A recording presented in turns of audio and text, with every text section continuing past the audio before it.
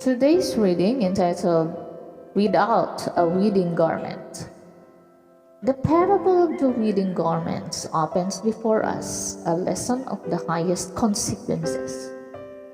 By the marriage is represented the union of the humanity with divinity. The wedding garment represents the character which all must possess who shall be accounted fit guest for the wedding. In this parable, as in that of the sufferer, are illustrated the gospel invitation, its rejection by the Jewish people, and the call of mercy to the Gentiles. But on the part of those who reject the invitation, this parable brings to view a deeper insult and a more dreadful punishment. The call to the feast is a king's invitation.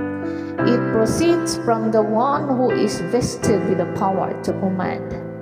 It confers high honor, yet the honor is unappreciated.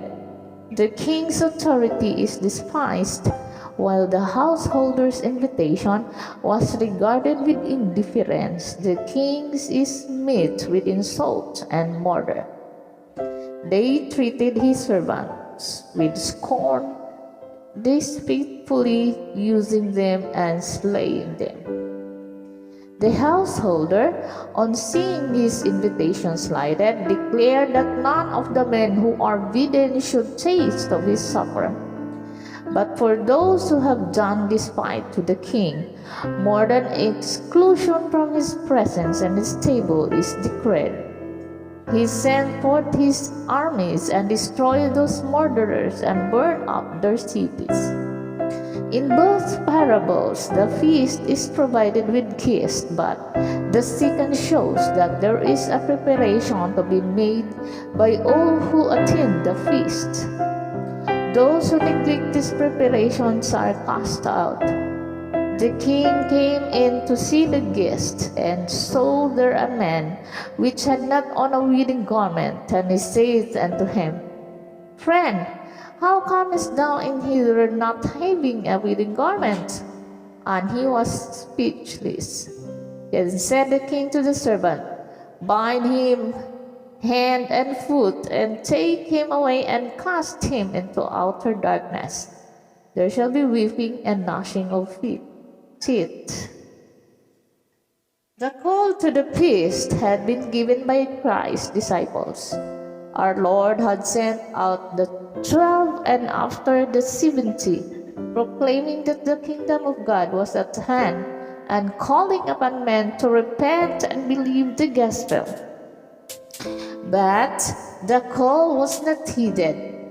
Those who are bidden to feast did not come. The servants were sent out later to say, Behold, I have prepared my dinner. My oxen and my fatlings are killed, and all things are ready. Come unto the marriage. This was the message borne to the Jewish nation after the crucifixion of Christ. But the nation that claimed to be God's peculiar people rejected the gospel brought to them in the power of the Holy Spirit. Many did this in the most skillful manner. Others were so exasperated by the offer of salvation, the offer of pardon for rejecting the Lord of glory, that they turned upon the bearers of the message.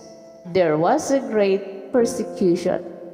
Many, both of men and women, were thrust into prison, and some of the Lord's messengers, as Stephen and James, were put to death. Thus the Jewish people sealed the rejection of God's mercy. The result was foretold by Christ in the parable. The king sent forth his armies and destroyed those murderers and burned up their cities. The judgment pronounced came upon the Jews in the destruction of Jerusalem and the scattering of the nation. The third call to the feast represents the giving of the gospel to the Gentiles. The king said, The wedding is ready, but they which were bidden were not worthy. Go ye therefore unto highways, and as many as ye shall find, bid them to the marriage. The king's servants who went out into the highways gathered together all as many as they found, both bad and good. It was a mixed company. Some of them have no more real regard for the giver of the feast that had once who rejected the call. The class first bidden could not afford. They sought to sacrifice any worldly advantage for the sake of attending the king's banquet. And of those who accepted the invitation, there were some who thought only of benefiting themselves. They came to share the privations of the feast, but had no desire to honor the king.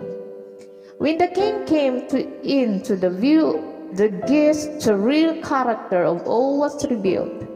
For every guest at the feast, there had been provided a wedding garment. The garment was a gift from the king. By wearing it, the guest shows the respect for the giver of the feast. But one man was clothed in his common citizen dress. He had refused to make the preparation required by the king. The garment provided for him to great cost he disdained to wear. Thus he insulted his lord. To the king's demand, "How comest thou in whither not having a wedding garment?" He could answer nothing. He was self-condemned. Then the king said, "Bind him hand and foot, and take him away and cast him into outer darkness." By the king's examination of the guests of the feast is represented the work of judgment. The guests at the gospel feast are those who profess to serve God, those whose names are written in the book of life, but not all who profess to be Christians are true disciples. Before the final reward is given, it must be decided who are fitted to share the inheritance of the righteous. This decision must be made prior to the second coming of Christ in the clouds of heaven. For when he comes, his reward is with him to give every man according as his work shall be. Before his coming, then the character of every man's work will have been determined, and to every one of Christ's followers the reward will have been apportioned according to his deeds. It is while men are still dwelling upon the earth that the work of investigative judgment takes place in the courts of heaven. The lives of all his followers passed in review before God. All are examined according to the records of the books of heaven, and according to his deeds, the destiny of each is forever fixed. By the wedding garment in the parable is represented the pure, spotless character which Christ's true follower will possess. To the church it is given that she should be arrayed in fine linen, clean and white, not having spot or wrinkle or any such thing. The fine linen, says the scripture, is the righteousness of the saints. It is the righteousness of Christ, his own unblemished character, that through faith is imparted to all who receive him as their personal Savior.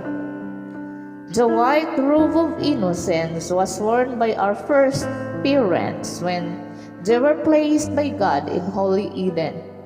They lived in perfect conformity to the will of God. All the strength of their affection was given to their heavenly Father. A beautiful soft light, the light of God, enshrouded the holy fair. This robe of light was a symbol of their spiritual garments of the heavenly innocence.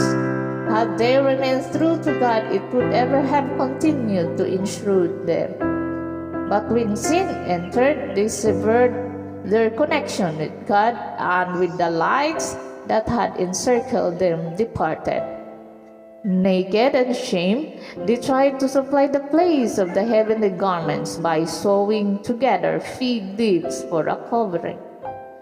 This is what the transgressor of God's law have done ever since the day of Adam and Eve's disobedience.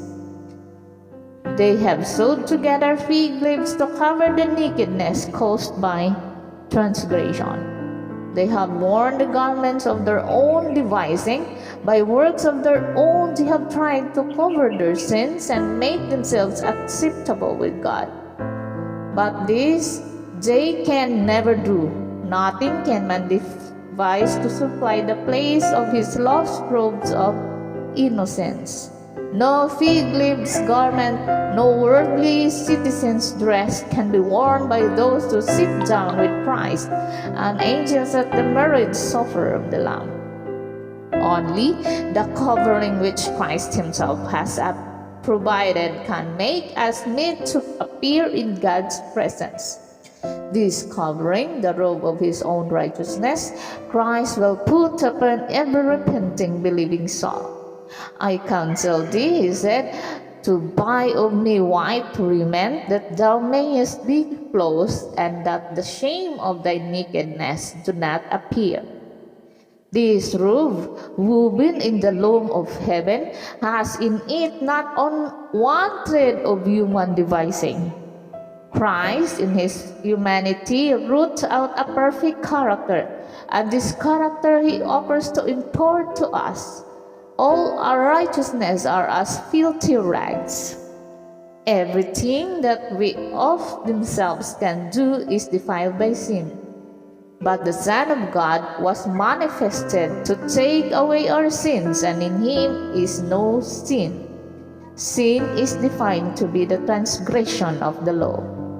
But Christ was obedient to every requirement of the law. He said to himself, I delight to do thy will, God, yea, the law is within my heart. When on earth he said to his disciples, I have kept my Father's commandments. By his perfect obedience, he has made it possible for every human being to obey God's commandments. When we submit ourselves to Christ, the heart is united with his heart, the will is merged in his will, the mind becomes one with his mind, the thoughts are brought into captivity to him. We live his life. This is what it means to be clothed with the garments of his righteousness.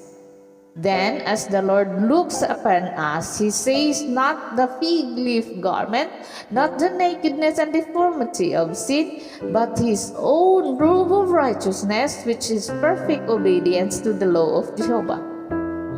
The guests of the marriage feast were inspected by the king. Only those who accepted who have obeyed his requirements and put on the wedding garment.